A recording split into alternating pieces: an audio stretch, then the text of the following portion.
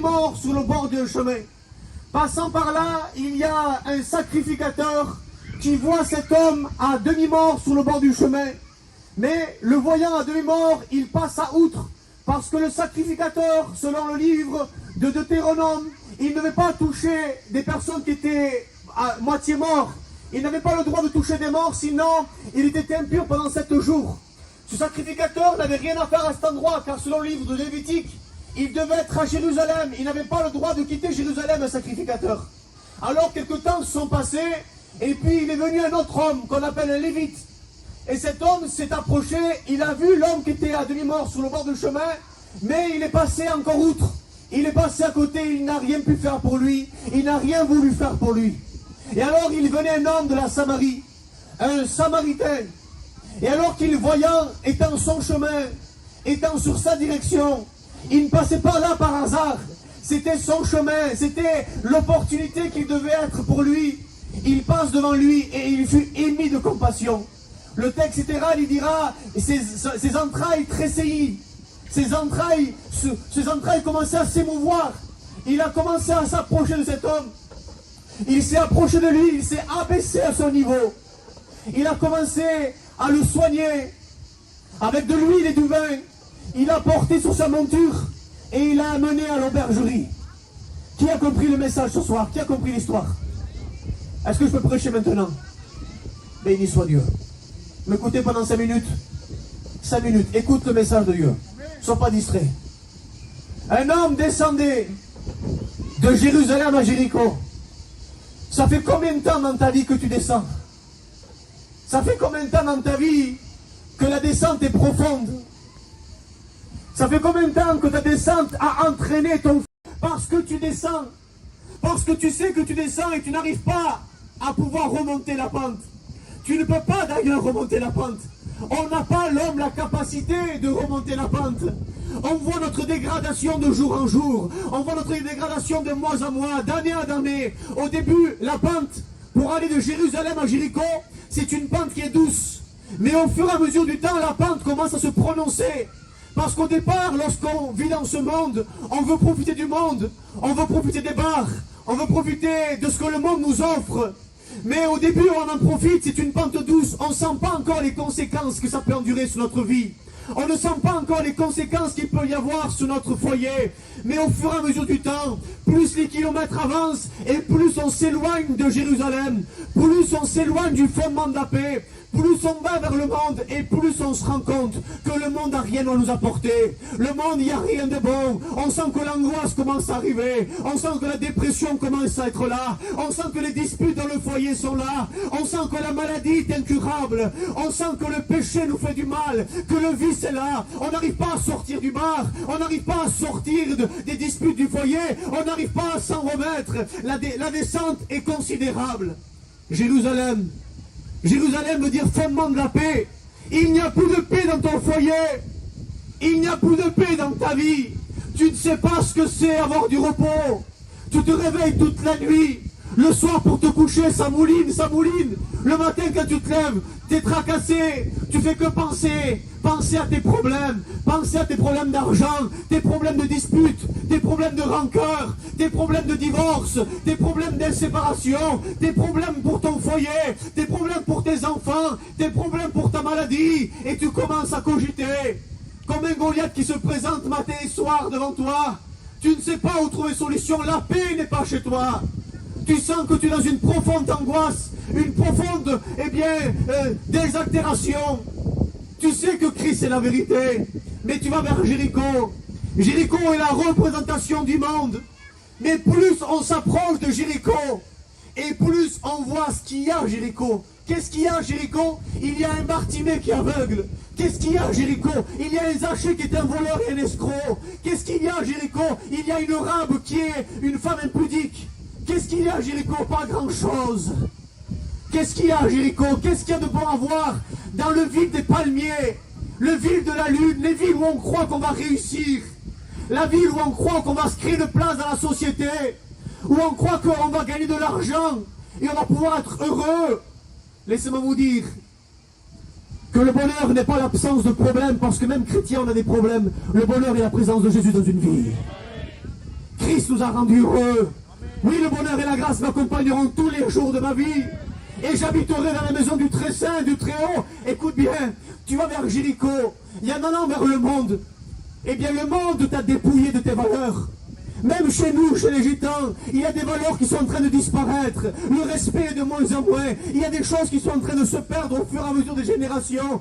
Des valeurs ont été retirées. Des valeurs que nous avions reçues. Nous avons reçues de Dieu à la base. Des valeurs véritables. Le monde a dépouillé l'homme. L'homme n'a plus rien sous la main. L'homme n'a plus de joie, n'a plus de tranquillité, n'a plus de paix. L'homme ne peut rien faire. Il est comme cet homme. Il a été frappé par le vice, frappé par le péché. Le péché a dépouillé l'homme. Le péché a séparé l'homme. Tu n'arrives pas à sortir de ta cigarette. Tu n'arrives pas à t'en sortir avec ta drogue. Tu n'arrives pas à t'en sortir avec ta boisson. Tu n'arrives pas à t'en sortir avec ta rancœur. Le péché a séparé l'homme de Dieu. Et puis la Bible dit ça. Il dit qu'il y avait un sacrificateur qui passait par là. Peut-être que dans ta vie, tu as voulu faire beaucoup de sacrifices. En disant, je vais travailler, je vais me sacrifier pour ma famille afin qu'ils soient heureux. Mais tu as vu que les sacrifices ne mènent à rien. Tu as dit à ta femme, ma femme, je vais changer. Promis, je vais arrêter de faire ça. Promis, ce mauvais caractère, je vais changer. Et tu as promis, mais tu n'as pas réussi à changer. Parce que l'homme ne peut pas se changer par lui-même. Le seul qui peut le faire, c'est notre Seigneur Jésus-Christ. Les sacrifices sont là. Le sacrificateur est passé, mais il passe à outre parce que tu as beau jurer, tu as beau faire des sacrifices comme tu le veux, tu n'arrives pas à changer. Alors un second homme est venu qu'on appelle un lévite. Je voudrais représenter ce lévite comme ta famille. Ta famille voit que tu es descendu. Ta famille voit dans quelle position tu es, mais ils ne peuvent rien faire pour toi. Tes cousins étaient là quand tout allait bien, mais quand la dépression est là, tes cousins germains même ne sont plus là. Ta famille proche n'est plus là, parce qu'ils n'ont pas la solution pour toi. Les Lévites, même s'ils sont proches de toi, ils ne peuvent rien faire. Nous t'aimons de tout notre cœur, mais nous sommes limités pour toi.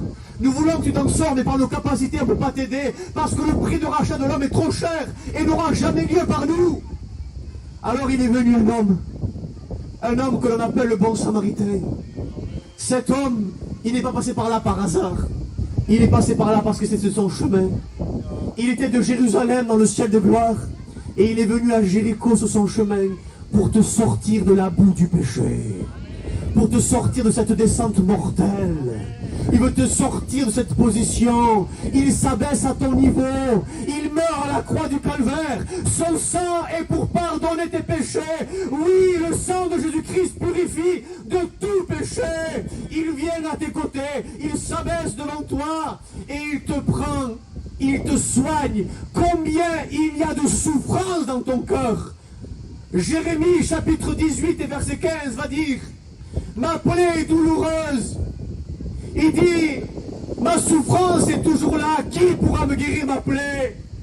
Qui pourra te guérir de ton infirmité? Qui pourra te guérir de ta solitude? Tu peux être entouré de toute la famille. Tu peux être entouré de qui tu veux. Mais il y a au fond de ton cœur un vide. Pourquoi? Parce que ce vide peut être comblé uniquement par notre Seigneur Jésus-Christ. Ton cœur est comme un puzzle. Et un puzzle n'est jamais terminé s'il manque une pièce. Tu ne pourras jamais être heureux sans Jésus. Vous savez, un gant a été fait à la forme d'une main pour contenir une main. Ainsi, l'homme a été fait à l'image de Dieu pour contenir Dieu. Dans un gant, on met pas un pied, on met une main. Dans un gant, on met pas une tête, on met une main.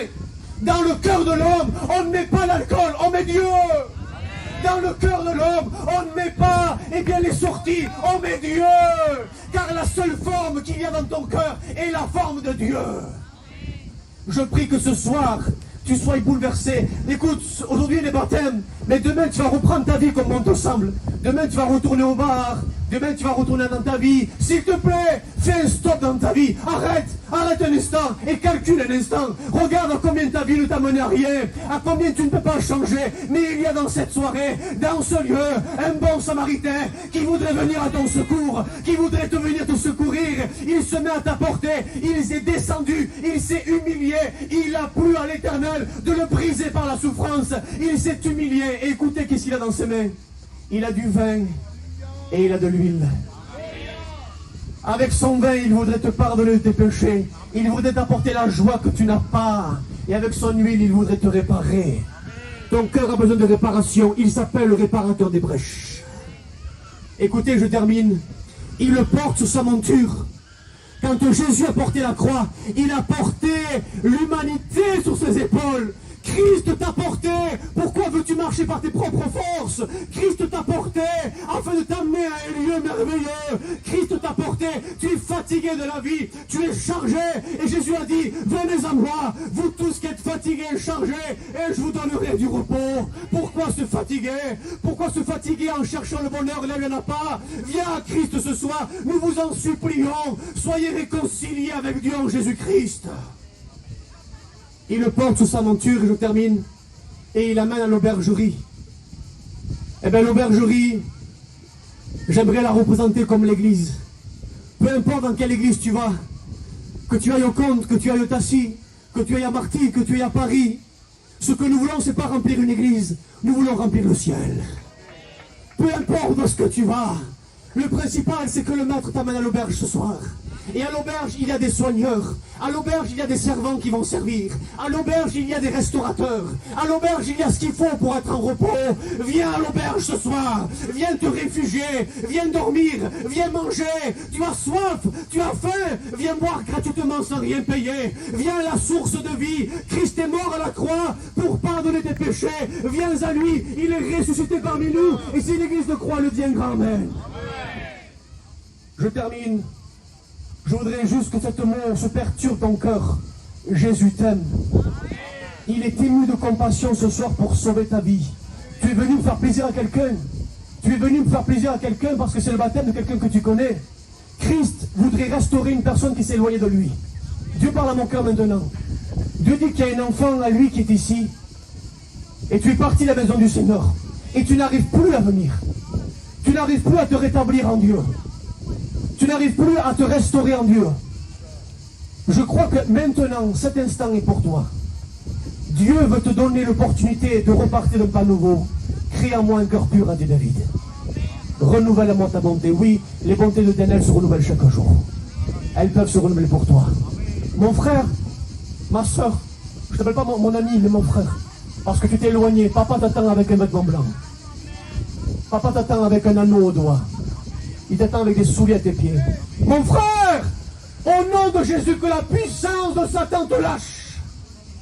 Au nom de Jésus, que tes pensées qui t'empêchent de revenir à Dieu soient totalement brisées au nom de Jésus. Que ce qui t'empêche de faire le pas et de dire oui, Christ me veut. Je veux retourner dans les bras de papa, parce que dans la maison de mon père, il y a du pain d'abondance. C'est la mémoire du pain qui fait revenir le Fils. Je prie que la mémoire de la parole de Dieu te fasse revenir au nom de Jésus.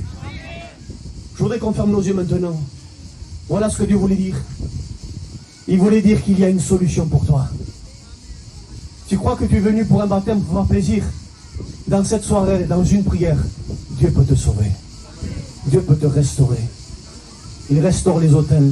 N'éteins pas le lumière qui fume encore. Saint-Esprit en hébreu, ça veut dire roua. Il souffle sur ton cœur. Il rallume la flamme qui s'est éteinte mais qui ne s'est pas totalement éteinte. Il restaure les piliers. Il restaure, il donne des fleuves dans la solitude, une source d'eau dans le désert. Il apporte à boire à celui qui a soif. Si la soif existe, parce que l'eau existe. Si tu as soif de Dieu, c'est parce que Dieu existe. Fermons nos yeux, prions le Seigneur. Alléluia. Seigneur, nous te rendons gloire et grâce. Nous sommes